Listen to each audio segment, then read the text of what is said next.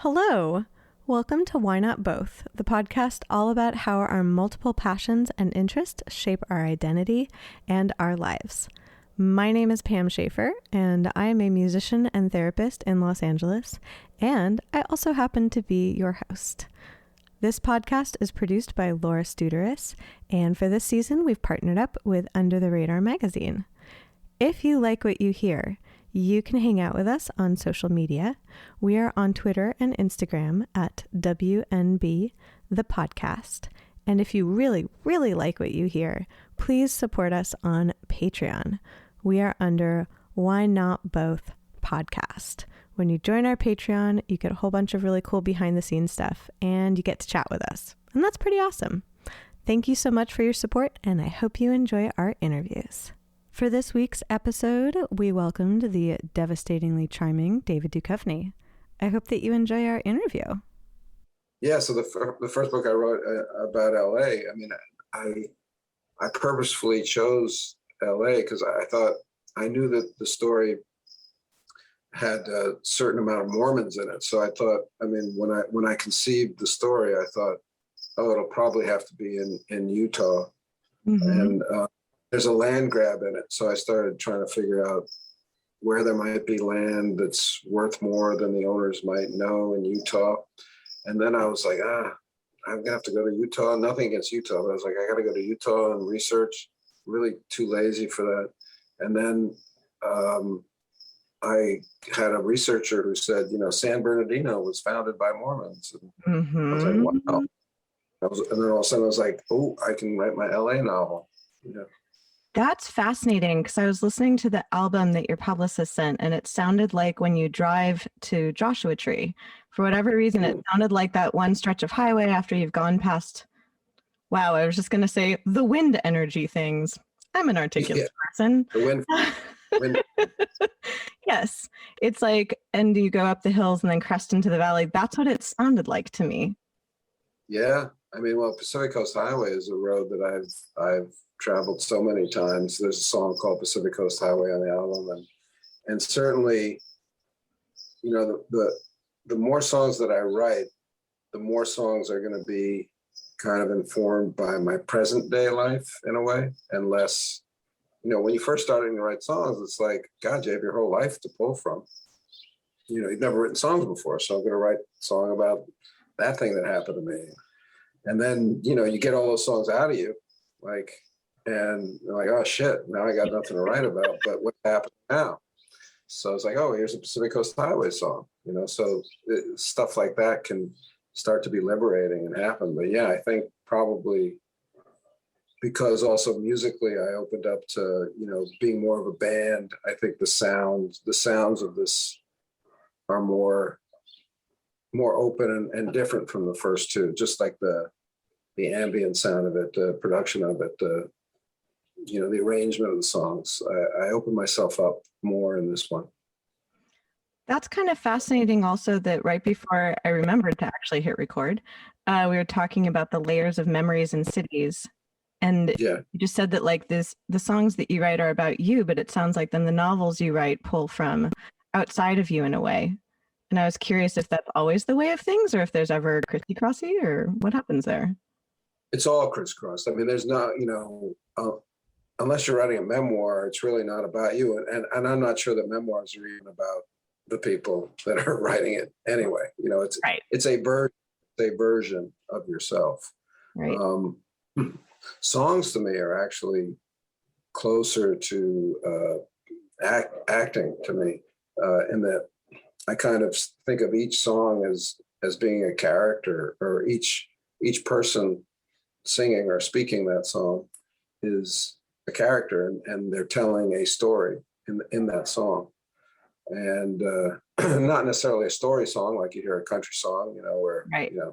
There's a beginning, middle of there's a banjo, there's a shotgun, Right.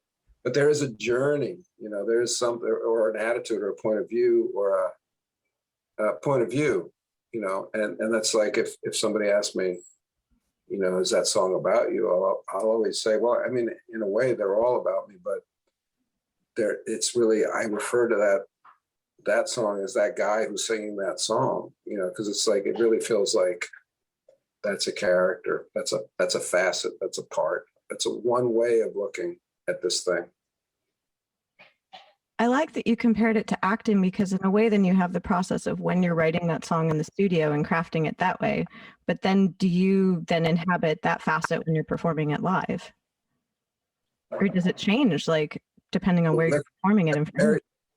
Well, that question takes us from writing as a character, or inhabiting a character when you're writing, to trying to express that character with the voice, which is more like acting, and brings me, you know, face to face with, you know, my own performance limitations, like happens in acting, you know, daily when you're acting. I mean, you're doing as good a job as you can, and you're trying to do the best you can, but, you know, we're not all Meryl Streep, who seems to be limitless. I mean, she's like the only person that can do everything. Like, she can do all the boys' parts better than all the boys. You know, she can just do it all. So, I mean, there's only one of her, as far as I can see.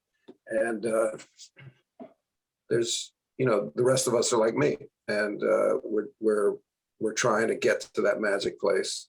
And sometimes we do, but we're limited. And certainly vocally, I'm totally limited. So I'll try, you know, as I become less concerned over, especially live, less concerned over like giving a pitch perfect performance. It's like, oh my God, I'm going to go flat, and they're going to laugh at me. As I get less concerned with that, probably because I go flat less, but also because I don't care as much. Right. And so far, no one has come at you with pitchforks. Yeah. So, you know, it's like, oh, at least nobody has a recording of it. And then they're like, oh, but they do. Listen to that. So, yeah, once I can free myself of like the reverence of the perfectly pitched note, or attachment to the way it sounded when I had, you know, multiple takes to do it in the studio, then yeah, I can get to the more important thing, which is actually getting the song across. Yeah. You know? Yeah.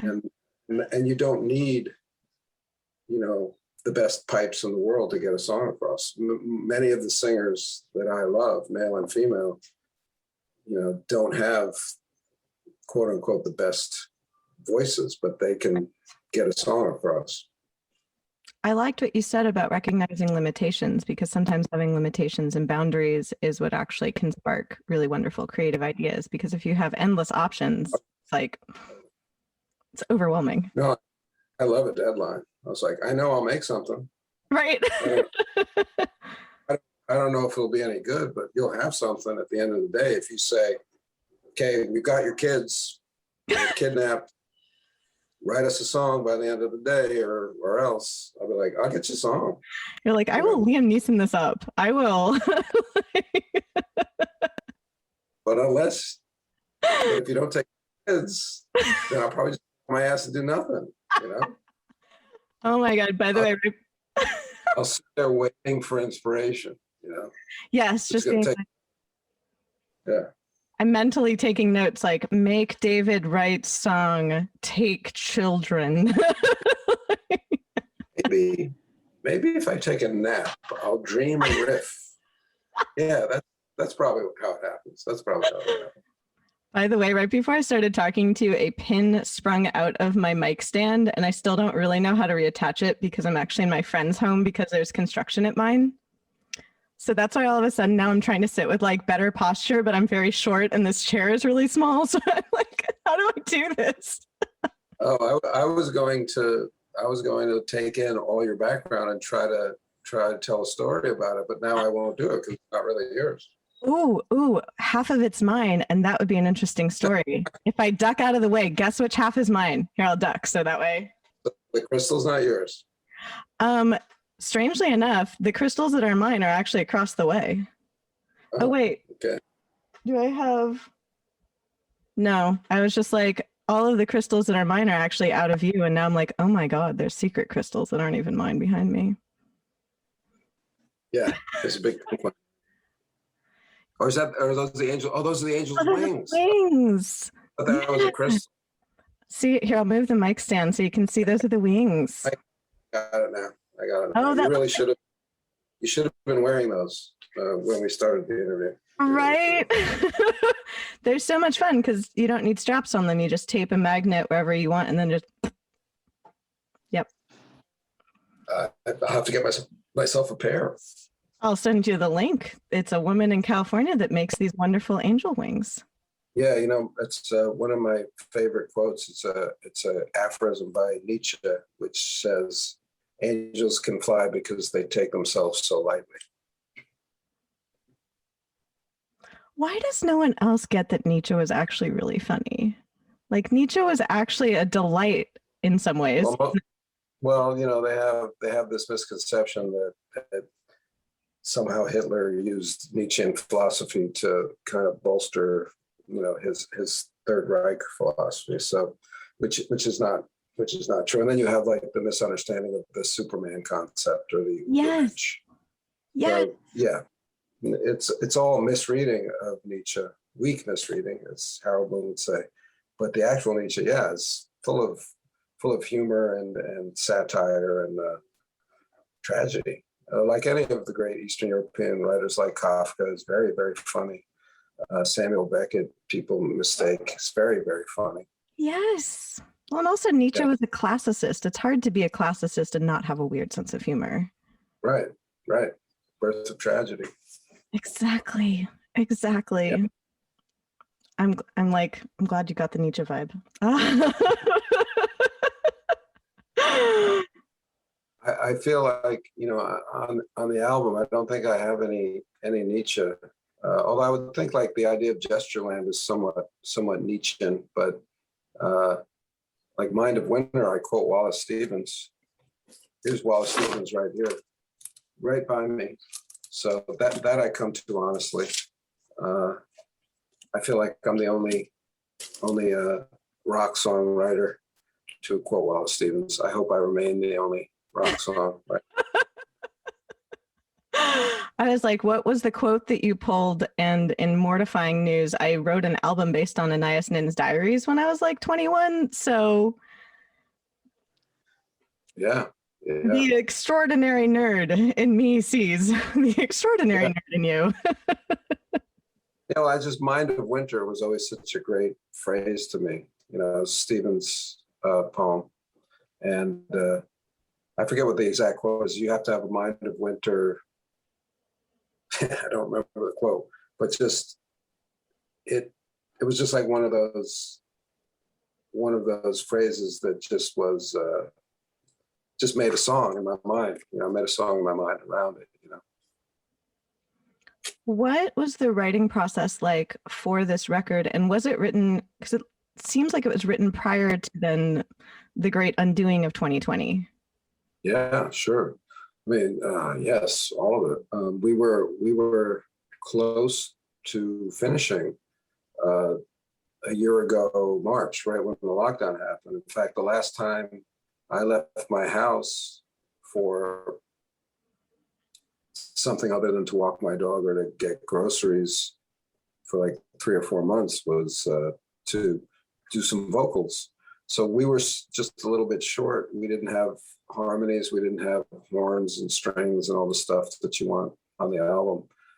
So if we'd had like another month, we probably would have had this album out a year ago. But we got pulled up short. Obviously, music is not something you can record in this day and age because everybody's expectorating a bunch of aerosols when they're singing and blowing the horns.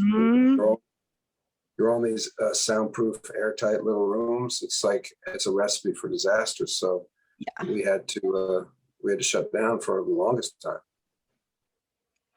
And that's all these songs were written before that.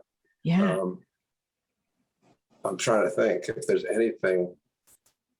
Yeah, no, we didn't record any. I mean, I have some new songs, but we didn't record them for this. I mean, in the meantime, between shutting down and going back and finishing, we wrote more songs, but we didn't record any of the new ones. It just sparked in my mind when you had said like the winter of the mind, because it preceded then kind of this hibernation period. And I was like, oh, I Yeah, wonder if that came before. exactly. Yeah. Wow.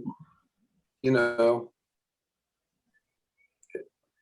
I think if lyrically and musically, if you write from a place of if you try to write from a place of not really neutrality, but objectivity, and you're trying to write for an unknown audience that you feel is going to be able to listen to those songs and inject themselves into the song, then you're going to be okay for any historical occurrence, because human emotions are not going to change, and our reactions are not going to change. So if you're writing songs about love and regret and fear and togetherness and apartness and all the things that concern us as humans, those things are not going to change, even if a once in a lifetime pandemic hits. I mean, obviously, you can try to write a pandemic song, but yeah, I don't know. I don't know what it sounds like. Now I'm wondering if what I ended up writing last year were accidentally pandemic songs, because I agree with you that there's not really, I don't terribly believe in objectivity now that I think about it. I do think that there are those like universal emotions, but like to say that it's like when people champion rationalism and are like, oh no, I don't have any feelings about this, I'm just telling you the facts. I was like, no, we're all a mix. And so now I'm wondering like if things that were written last year had that in them, that I'm just like, and even the new songs that you wrote that you didn't get to record yet, I was like, I wonder what snuck in there. Who knows? It's I'm sure people got to a place of loneliness, I'm sure of fear of the unknown, but those things don't have to be expressed literally towards a virus or a moment in time. Those things are part of the human condition. So it's just that great songs, they reinterpret themselves. They rise up again and again, even though they were written during a specific time when specific things were happening to those songwriters, whenever they were. Right. Somehow they were able to be universal enough and not write the words coronavirus into their lyrics, so that it doesn't bump you out of the song, and you can join in, right? No matter what kind of history it is. That makes me think of kind of like the writing, like Leonard Cohen's song "Famous Blue Raincoat." It's such a specific song, but it's such a universal emotion. Right. So the only way that becomes tied to a time is if we get to the point where there's no more rain. We won't need raincoats anymore, and that's probably not going to happen. So I think he's safe. Leonard Cohen is safe for now.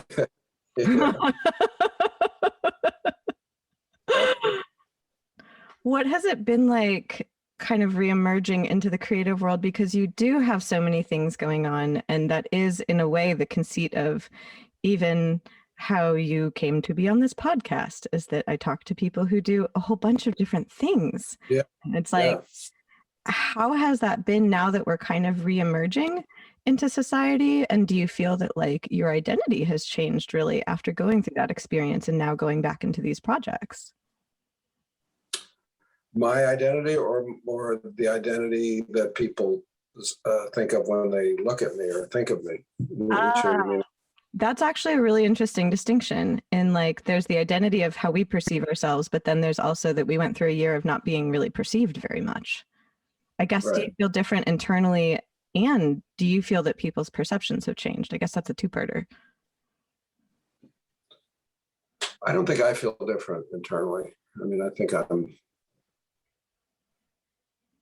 feel like I'm set. I've been an adult for quite a while. I mean, it's not that things can't hurt me or change my thought, or, I can't get up, I can't get down, whatever. Of course I can, but like my general lens of looking at things is pretty much what it's been for a while. it's just my tools for to be able to express that are, I feel, get more varied and get better.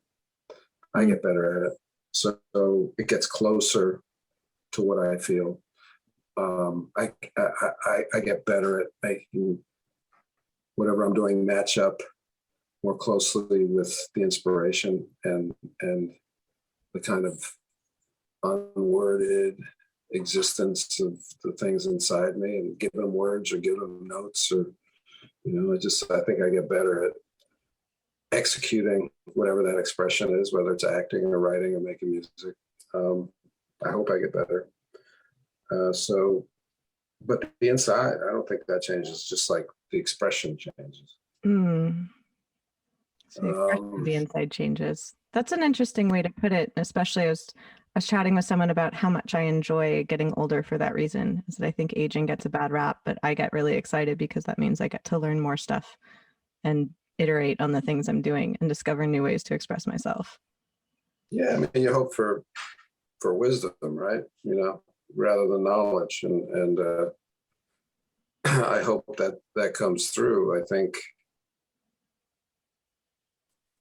I don't know. I mean, it's like sometimes I think, well, I've said everything I want to say, and then all of a sudden I'll have this new thing that's demanding that it come out in a different way. I'm like, oh, that's exciting. And then you're going to say different things because it, as you said earlier, the necessity. Now you've got this thing that's asking for work. It's asking for you to put yourself into it.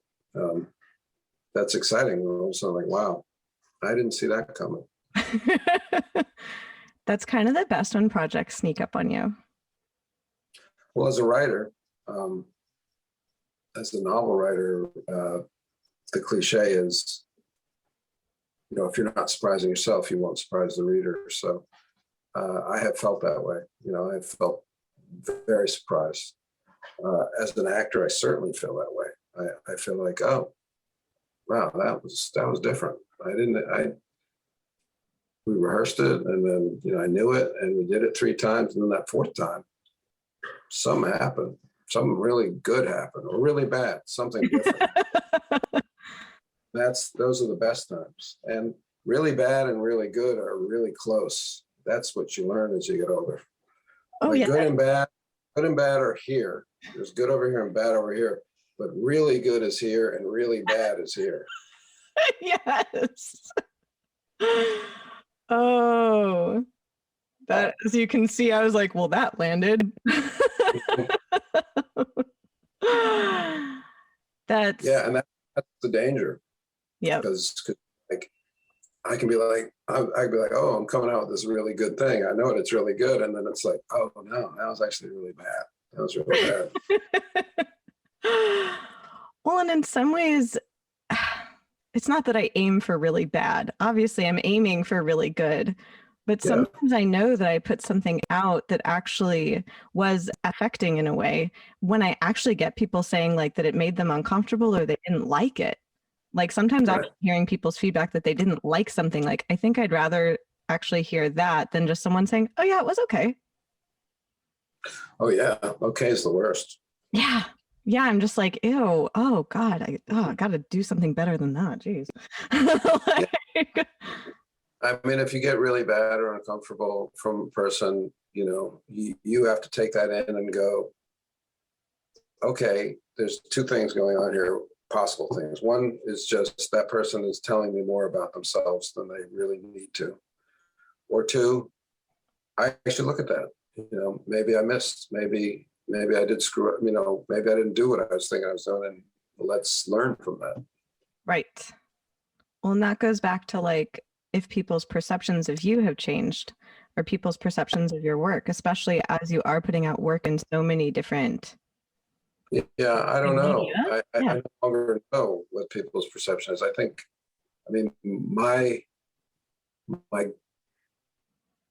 My fear is that they're frustrated and tired of me doing things like, oh, please cut it out or whatever. Like, why can't you just be happy being what we thought you were doing? Why don't you keep doing that? then I'm also afraid, like, if I'm trying to do really good things in all these different venues, am I going to be able to do it, or will I just be able to kind of dabble, as and not really sink my feet down and take a swing. So hell if I know. I don't know. I mean, I just know that it's interesting to me to try to do different things, and it's like trying to look at the same thing from different angles for me. Yeah, it's like you said, it's expressing these different things in different ways, because I think that dabblers get a bad rap in our society. There's a lot of narratives around dabblers that we're dilettantes, or that we're doing something wrong, or that if you don't jump all the way and you're not committed to the thing you're doing. Yeah, it's kind of like the method actor business. Like, oh my God, they really, they lived it. They lived it. And I was like, yeah, and it still sucked. Whatever. I'm like, I don't think you need to do the Christian Bale yo-yo diet to like do a good job. Bless Christian Bale, but yes, I was just like, that's spicy. Like, yeah. Yeah, because I think that what you said is that unifying factor is you're looking at expression, but you're looking at expression from different angles. So in a way, you are jumping feet first into expression. It's just that you're all the different facets. It's just that, okay, if my goal is to express and to tell stories, like, how am I going to do that? Look at all these different ways I can do that. Yeah. And I guess there's there may be like a misperception. Oh, he wants to be a rock star, or oh, he wants to be a Pulitzer Prize winning novelist. Now, that would be nice. They'll be fine. I wouldn't say no, but honestly, I didn't get into those things to do that because I was lucky enough to have like major recognition in one area that should be enough to last anybody a few lifetimes. And while I do enjoy being recognized in the other areas as well, I don't have the same kind of ambition to reach that kind of level of like eyes or like, is this album a failure if it doesn't sell as many as people who watched the other stuff that I've done? Like, to me, that's not really how I look at it. And so I guess a misperception would be I'm attempting to get to a certain place when in fact I'm at the place I want to be. And I'm just kind of telling you what it's like there through this album or through this novel or, whatever. I can't control the rest of it. Yeah. And I'm way too old to want to be a rock star. It's like, do I love the fact that I could go and, fill a 3,000 seat place as a musician? Yeah. Do I care that people were coming because they knew me as an actor? Not really, but I care what they think when they leave, Right. Like, When it comes down to kind of why are you creating things, because that's interesting that you had that fear of like, why can't you stay static? Why can't you kind of be almost like, I don't know, kind of held in resin in people's minds as this one thing? And it's like, well, you're not static. You're a human being. Of course, you're going to do a bunch of different stuff. Well, the other thing is, I'm just going to check my phone because I think because see, this is where I'm rushing because I overbooked, right? So let me just see. Oh, the next one started 5 minutes ago, but I started you late. So you think we can be done in like 10 minutes? What do you think? I think we could do that. That could be like a 10-minute challenge. Okay. Yeah, you're not static. And also you seem to create to express yourself. Nobody's static. But I do also understand that we have a limited amount of, and I hate using this word because I don't even know what it means, bandwidth for me in a like theorized public, like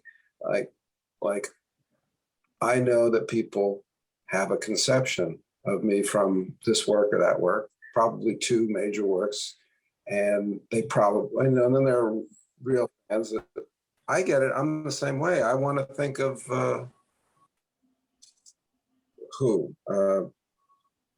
like here's Walt Stevens. I want to think about him as a poet. Like if he started acting, I might be a little annoyed. I'd be like, no, I mean, I don't have time to think about him as an actor.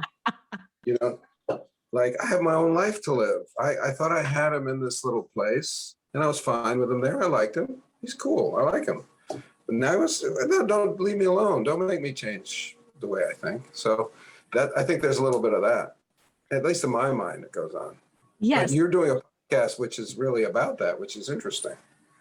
Thank you. Yeah, I find it fascinating that we still have this narrative that people are one thing, and also of how to conceptualize of ourselves as multiple things, but how to give other people that freedom as well. Because you're right, we do sometimes have calcified ideas of who someone is, and then we're reluctant to change them because change is sometimes scary. It's unpredictable. And so we're like, oh God, now I have to think about this in this different way, but I've been fine thinking about it this other way. I mean, and also like just to think about the social upheaval of the last 2 or 3 years, we have been forced, thank God, to reckon with, you know, sex and color in the last 3 years in ways that we, you know, we're all like, we're all, and like our, you know, bandwidth, you know, like it's taken up. Yep. So I guess it's all about trying to remain fluid, I guess. I don't know. Yeah. I don't know. Fluid in expression and giving people space to also have that same fluidity, because I find it very interesting when people are doing what you're doing, where you're just like, yes, I know you have this conception of who I am, but I'm also this other thing, and you can choose to engage with it, or you can choose to not engage with that side of me. Like, I'm just showing you these are the different facets, and that it's not like you have to hide those things. And then to say, is it possible to engage with it innocently? Is it possible to engage with it without bringing a preconceived notion of me from some other place to it? Is it possible to put on this album and just listen to the music without thinking, oh, it's that guy from that thing? Is it possible to read a novel and engage with it as an actual, you know, work of literature and not think, oh, it's a little like an X-File, or that's a little like... So that's the other question. I mean, is it helpful at all for me to tell you my experience with that? Sure, but do it quickly, because I'm feeling rushed. But go ahead, tell me. I will be brief in that I don't want to pressure you. Essentially, I got sent your album and thought to myself, how do I listen to the music of a person who I had on a lunchbox that I carried as a purse when I was 12? See, yeah, there you go. You're the perfect. And I was like, okay, how am I going to do this? And so I opened the doors of this lovely place that I'm staying, and because I'm like, I'm not even in my own home. This is very disorienting. What do I do? So I just sat outside, closed my eyes, had a watermelon popsicle, and listened to your album. Yeah, it was a very specific, I don't know why that was part of the ritual, but here we are. It just seemed like the way. It was very warm outside last night. But I just engaged with what did that experience feel like? And that experience reminded me of like driving to Joshua Tree, and it reminded me of the highways and like the city where I'm from. And like, it kind of just like, I was like, what is this evoking in me now that is very different from my experience of your artistic output when I was a middle schooler with a lunchbox purse? Well, thank you for having the energy to kind of put that aside. And you've given me an idea to include a watermelon popsicle with every copy of the album that's sold. So we'll see how. Please tell me how that goes. I really appreciate. Pleasure having this conversation with you. I think it's a really interesting slant that you use, and I enjoyed it. Thanks. Thank you. That makes me really happy to hear, and I hope that all the dominoes of things line up today. The dominoes are hopelessly scrambled at this point, but I'll do my best. Well, it was a pleasure, and in a few years we will have you on again, and you can tell us how the watermelon popsicle experiment went. There we go. Sooner rather than later. All right. Thank you. You're welcome. Bye. Thank you again for listening to this episode of Why Not Both. If you liked what you heard, please make sure to like us and subscribe to us on your preferred podcast platform.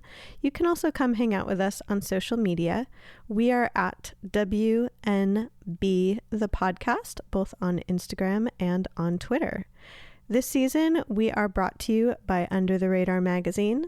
Under the Radar is a nationally distributed print, music, and entertainment magazine and website. You can find them at www.undertheradarmag.com and feel free to support them on Patreon. Extra special thanks to our producer, Laura Studeris, who is literally a rock star. Thanks again, and I look forward to seeing you next episode.